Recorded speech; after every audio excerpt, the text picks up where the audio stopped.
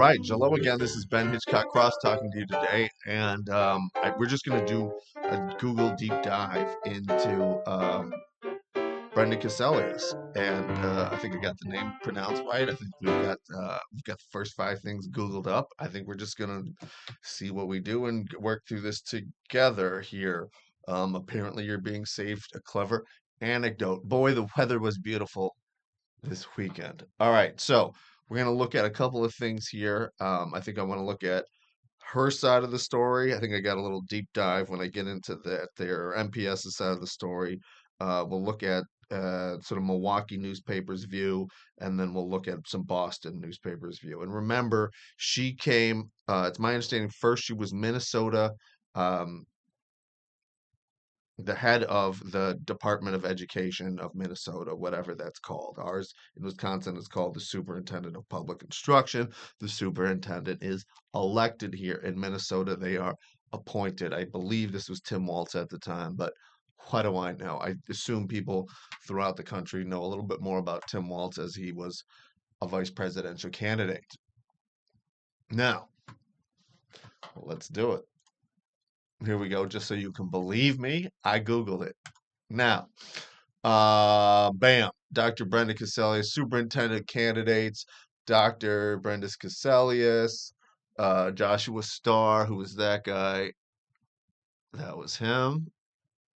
And then Andre Townsend. I don't know with that extra accent on there. Is it Andre? Or, I don't know. It wasn't him. He's from, all right, Howard. So, Doctor, and this is, I'm going to put this, I'm describing this as the carrot medallion description of her. Dr. Brenda Cassellius has spent 3 decades as an educator devoted to ensuring all children receive an equitable and excellent education. Okay. Most recently, as Boston Public Schools Superintendent, Dr. Cassellius led the district successfully through a global pandemic, secured 110 million in new annual funding, passed a new high school graduation standards and historic administration policies, increasing access and opportunity to the Boston's 3 exam schools, and worked with the mayor Wu on a $2 billion Green New Schools deal to better Boston's schools building. Okay, I mean those are the good points you want to hit there. Um, it does sound like she's actually working with the board and trying to get some action out of them, um, as opposed to running the whole thing. But we'll see.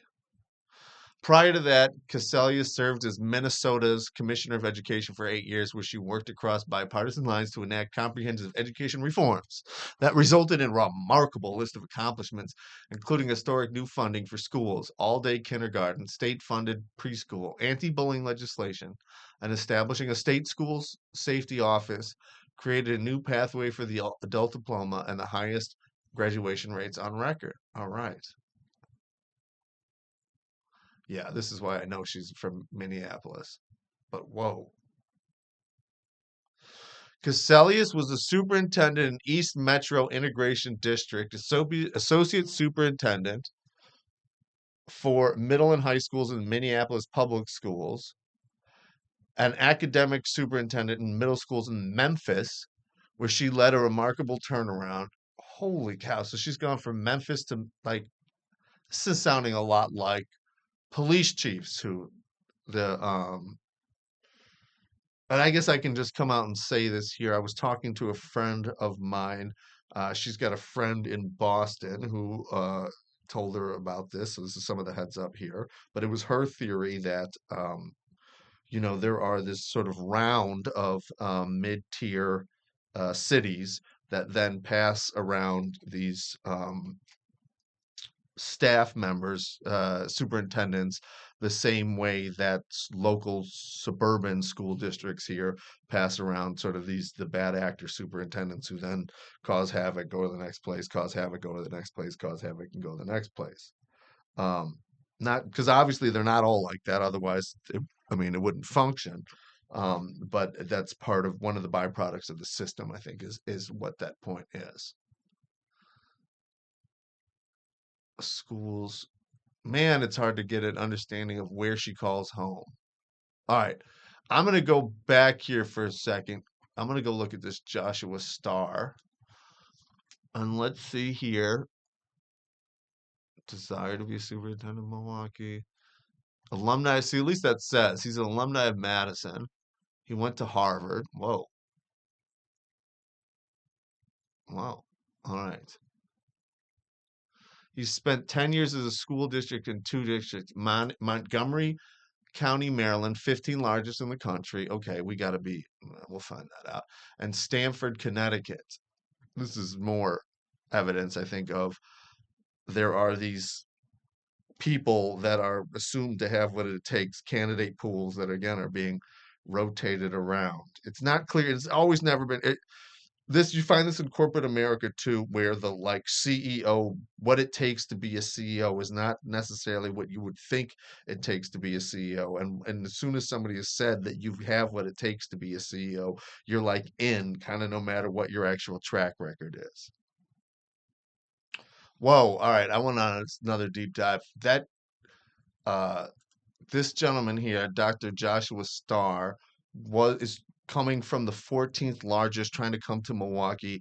Went to from Madison, went to Harvard. Um, wow, he's got some credentials there. If you just look on there, he has desire to be superintendent of is grounded in lifelong commitment to service, equity, and excellence. His service, success, and superintendent, yada yada. That's what you want out of a sentence.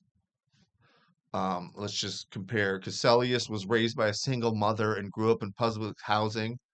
She understands firsthand the positive impact of an education and a connected community can have on the life outcomes of children, especially when opportunity is created for them. That's what drives her purpose. Big system, regional experience. So then you look at, so that's 14th. I don't know. I mean, sizes and everything, right? But Milwaukee is ain't what it used to be. I think we're in 49 and going down. Still 77,000. I mean, it used to be 100,000. Jeez Louise. Okay. We're looking for Boston. Somebody help me with Boston. Not seeing Boston. Like to see some Boston. And Boston at 93. Um, that's even low, smaller. I mean, come.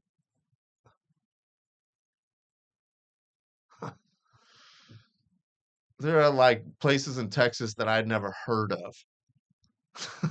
There are like five of them that are bigger than that. That's something. That is something. Um, yeah, those don't seem to be equally proven true. Okay, we're gonna go look for him. Nothing. I mean, let's give him his deal. Award-winning, highly effective superintendent with proven track record, improving student achievement. Howard University, doctorate, master's, bachelor's degree, demonstrating. Okay, got it. Maryland. Okay, but Culver County Public Schools in Maryland. I think that's where he hangs his hat. Which nothing. Benton Harbor in Mich. Oh my God! See, that's was what we were looking for. Okay, so he was in Benton Harbor, Michigan, and then in Calvert County Public Schools. Let's see if Calvert's on here. Calvert. Not seeing it. And I'm assuming Benton Harbor is also not on here. Okay. So, um, but I think we're sort of getting that trend here now, and I guess we're going to go into what we'll just break this off into a separate section because hey, media release. Um, and this is just from you never know what you're going to find, but they extended the posting. All right. The Milwaukee Board of School Directors has announced its decision to reopen the application window for the position of superintendent of Milwaukee Public Schools. All right. This reflects the board's commitment to ensuring a thorough and inclusive search that results in the selection of a leader best suited to guide MPS in the future with carrot medallions. Our goal is to secure a highly qualified individual to lead our district in its mission to welcome all students and prepare them for success in education, post-educational opportunities, work, and citizenship, said Marva Herndon, president of the Milwaukee Board of School Districts. Okay, here we go. The reason. By reopening the window and gathering additional applications, we aim to develop a deeper slate of candidates and ensure we are considering a diverse and robust pool of talent.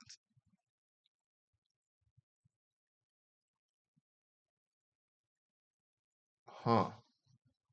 All right, here's another statement. We need to ensure that we have a slate of candidates who are equally able and willing to the work that needs to be done to shine a light on the district's strengths and move Milwaukee public schools forward. I'm trying to read through the lines there. It's really not clear because any of those statements could have applied to the before they had reopened it. So, but deeper, I guess we're going to get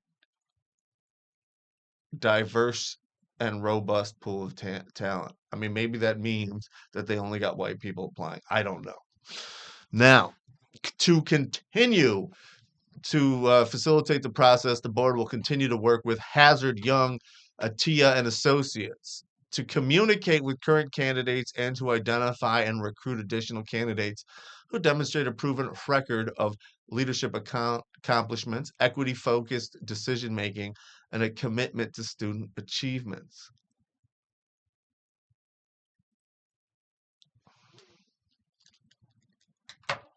I'm kind of wondering if those things are slightly contradictory, I have to say. Um, if by equity we mean equality of opportunity, I mean, I think in large part that is what the mission of a state school system is all about, public school system is all about. So, um, I'm I'm trying again to translate here, but even it just doesn't. I don't even know what that could mean if it could mean something. Okay, a revised timeline for the app will be announced in the coming weeks. An update, yada yada yada. Milwaukee Board thanks its ongoing support. Okay, now let's go look up Hazard Young Attea Associates. We are education experts here to support your leadership journey. Hope you can read. Learn why thousands of schools and districts and universities trust HYA. Services for school district. Let's look up superintendent search. A superintendent search process designed to match the right leader with your district. How many recruiting, developing, and retaining great leaders is essential. Yada yada takes a collaborative, research-based approach to the superintendent search process. We match the right leader with the goals and priorities of your school system and communities. Request a proposal.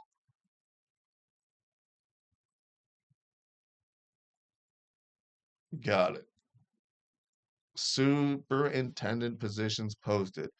At HYA, we know that your district is unique and we understand that a comprehensive superintendent search process does not meet the needs of all districts. Oof. We will work with your district to build a search that fits best with your needs and vacant positions. HYA's process is built around four phases. Ooh, I want this contract. If anybody out there is listening, I want this contract. Components of each phase are modularized and can be combined in a way that best fits the need of your district to engage stakeholders, develop yada yada yada priorities of the community. Jeez Louise. Number two, recruit. Leverage HYA's extensive network of nationwide consultants to identify and recruit qualified leaders. That I think is the answer to the question. Why is it that mid-tier cities have a similar? Who would have thought that Montgomery County would be number 14, but that mid-tier cities rotate the same people because this is where they're coming from. Okay. There are three. Select among the slate of a highly qualified candidates aligned to the priorities of the board committee, or extend the process, one of the two. Select The select phase consists of providing the board with a slate of candidates that were interviewed by HYA Associates using the leadership profile or job pre-screened or description established by the district. HYA Associates are committed to spending the necessary time. I want to know then, did somebody from MPS pick these three candidates, final candidates? Did they pick them on a list among 10 that were so? At what point did this company provide to Milwaukee Public Schools a list? Because we all know when there's a list of three and you know what they're looking for, it you I mean,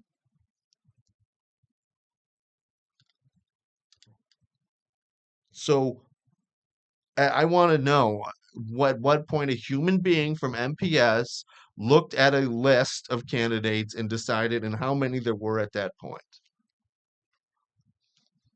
The select search team then facilitates the board/district interviews.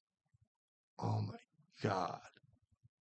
North Korea could have it so good. Oh my God. HYA's ability to gain important background information regarding candidates beyond what appears on a visual's resume. Okay.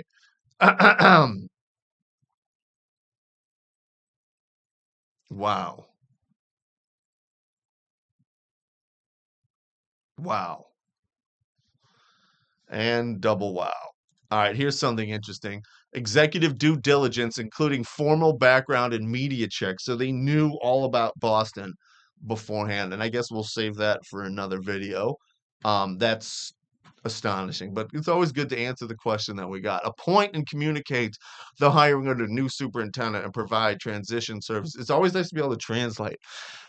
Happy to be your translator. Appointing a new leader is the first step towards accomplishing organizational and student goals for success. HYA deploys oh my God, executive coaches designed to meet the unique needs of the individual leaders, facilitates goal setting and an evaluation process for superintendents and chief executives, and provides a process for the development of strategic plans. HYA also provides training for board members. So they basically are going to, wow. Well, based on that, you kind of need to prove to me that they weren't coming in and running the district. Wow. Well, we have the answer, I believe, to why the circular. We have the of how they know. We kind of have of how they pick. The code words kind of seem to be meaningless one way or the other because they tell them what they're looking for, and then they go get it, and then they make sure that that person gets the message. Um, right? Because they're not just selling we have this pool of people. They're also selling, we're gonna help you pick them, and also selling that we are going to help you make sure that this person doesn't rock the boat and knows what is mission aligned. That's what that number 4 is. Appoint and communicate the hiring of the new superintendent and provide transition services means. Wow. Well, at least they put it up there so we can all see. Um, I have a couple of problems with this, and I'd say the number one is